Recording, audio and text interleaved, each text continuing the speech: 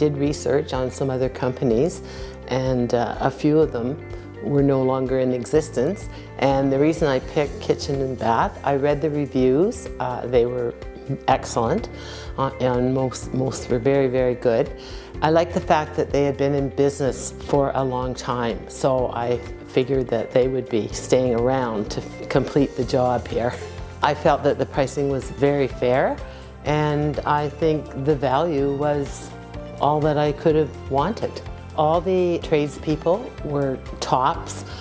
They were professional, they cleaned up after their work, and they worked along with me when they were in the house.